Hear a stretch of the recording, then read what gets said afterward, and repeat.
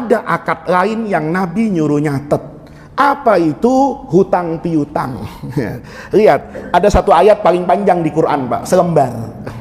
Di surah Al-Baqarah tuh sebelum terakhir, Bapak buka Quran cetakan manapun, ayat yang sebelum Bapak baca kalau tahlilan itu, amanar rasulu bima unzila itu, sebelumnya itu ayat tentang mudayanah. Itu satu lembar Quran, satu ayat.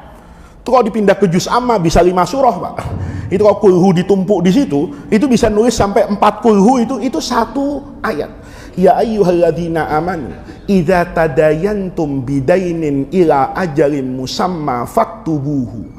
Kata Nabi, kalau kamu hutang piutang uang, faktubuhu wal yashhad, suruh ada saksinya 2. Kenapa? Karena dulu di zaman Nabi, orang hutang tuh tidak harus satu kampung, Pak.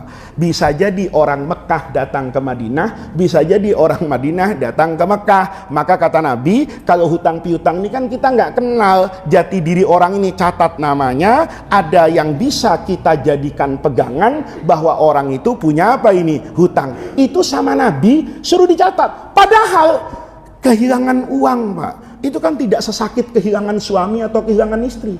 Ya, Bapak punya istri cantik betul, ya kan?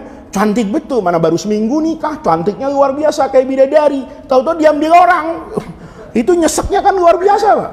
Kita casing pas-pasan punya istri cantik, dia mau sama kita mungkin katarak, kan begitu. Tiba-tiba tahu-tahu dia matanya sembuh, ngelihat laki-laki lain lebih gagah, maka dia pindah ke lain hati, sedih, Pak.